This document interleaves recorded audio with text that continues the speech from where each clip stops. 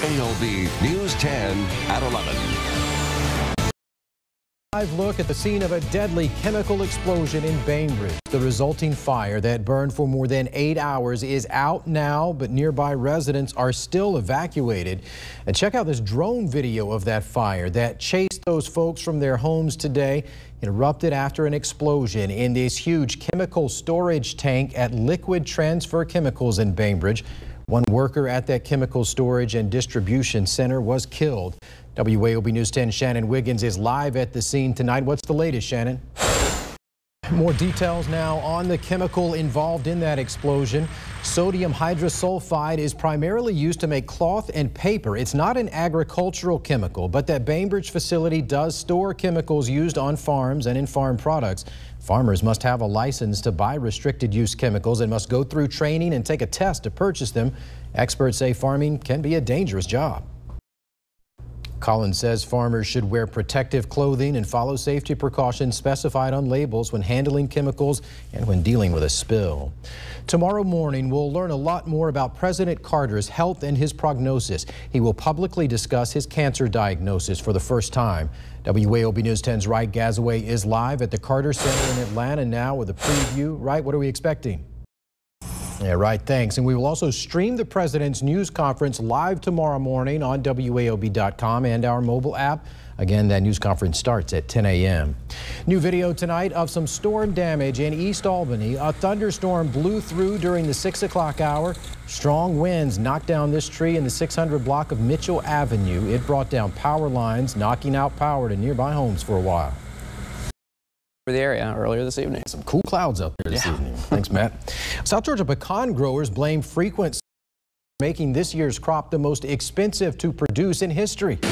Wet weather is forcing them to spray their trees often to fight disease called scab. Roy Goodson says he sprayed his 190 pecan trees about 15 times already. He may have to do it twice more, and it's not cheap.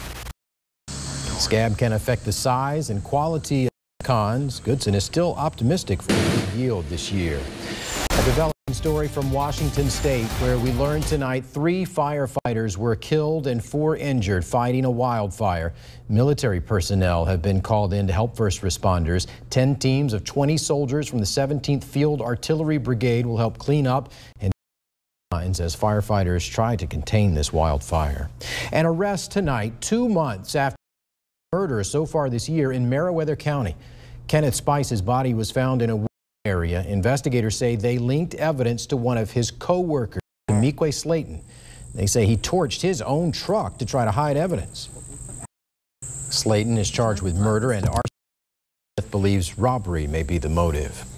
A virtual public charter school is growing. Students in the Georgia Cyber Academy toured the Albany Museum of Art this afternoon and got to make some artwork of their own. 7 of the 12 families on the are from South Georgia. They say they took advantage of the museum to enrich their humanities studies. More than 14,000 students are enrolled in the Cyber Academy this year, about 300 from our area. Will Congressman Sanford Bishop support President Obama's Iran nuclear deal? We try to pin him down. Plus, what Second Harvest leaders say Congress needs to do to keep South Georgia children from growing hungry.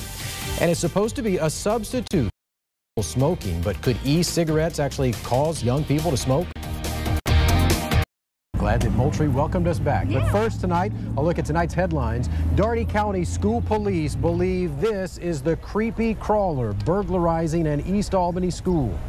Victims gave him that nickname because surveillance video showed him crawling through multiple of the businesses. After seeing our news stories on the creepy crawler, Dougherty County School Police now believe that same man broke into Jackson Heights Elementary School. WAOB News 10's Jim Wallace is live back in the studio with more.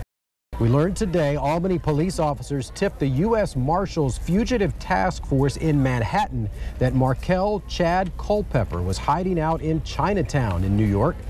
Marshals captured him there within 2 hours.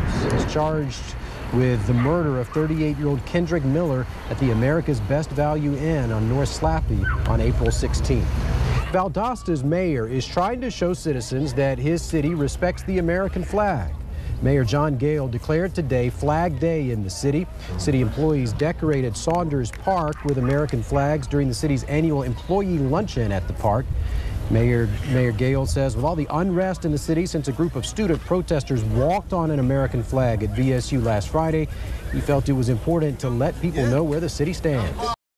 Tomorrow afternoon from 1:30 to 3, thousands of people are expected to descend on Valdosta and march around Valdosta State to show their support and respect for the flag. All right, well, if you're just tuning in, we're in Moultrie, and the hospital here is getting now bigger and better. Yeah, lots of folks are proud of that. We'll show you how that is helping serve more patients in need of treatment in Moultrie.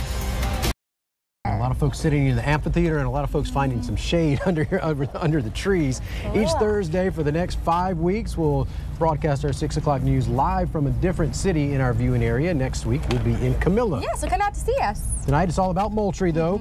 A recent $30 million renovation project at Colquitt Regional Medical Center is making a difference in the lives of people in need of medical treatment in Moultrie. A small gas station owner is asking for answers tonight from Rebecca City Hall.